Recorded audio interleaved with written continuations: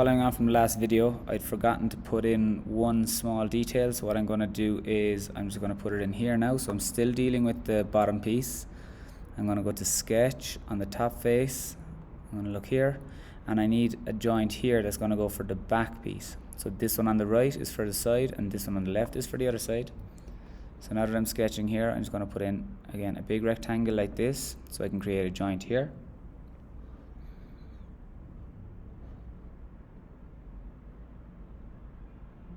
And then what I'm going to do is I'm going to dimension it.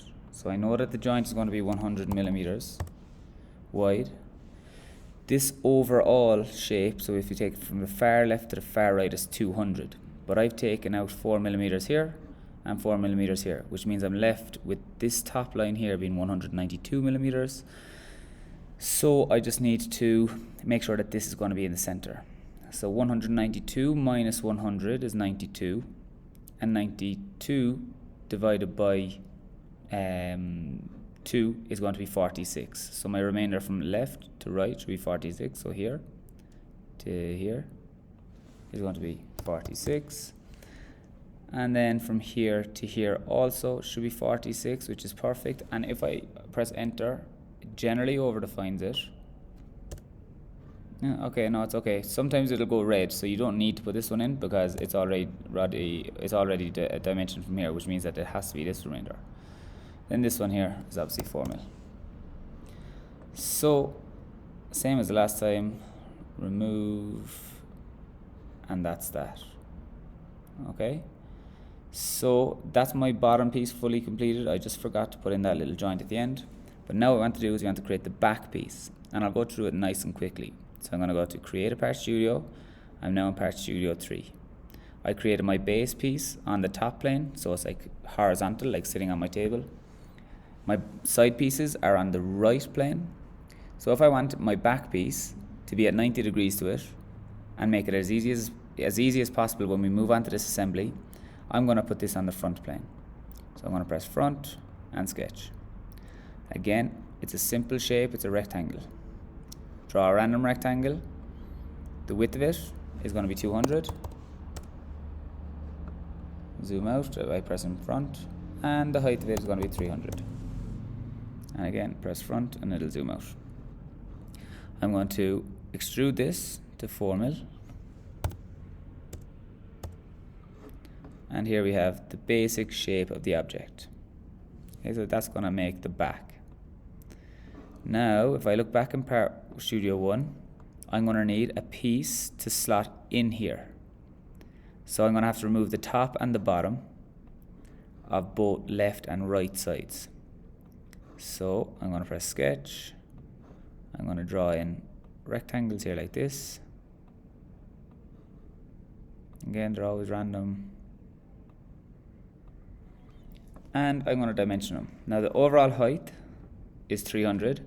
I know that my joint is 100, so it's just going to be 1/3 of it. So each of these are going to be made 100,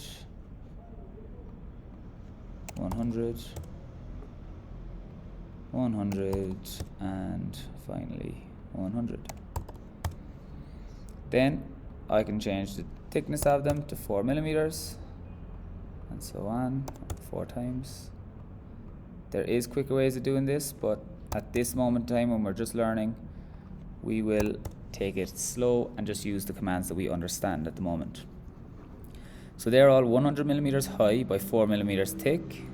So again, I can go to my extrude, and I don't want to add anything on, I want to remove.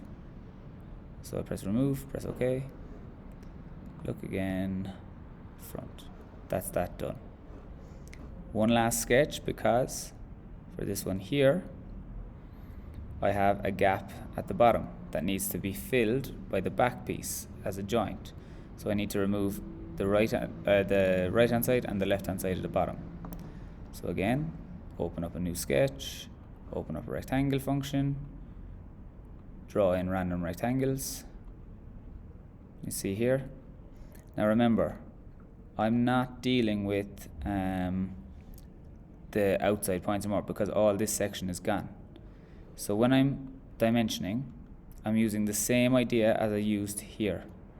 where I had less here, so I had 192 left over. My joint is 100, so then the distance here had to be 92 divided by 2 from right to left, and the same here. So again, what I'm going to do is dimension.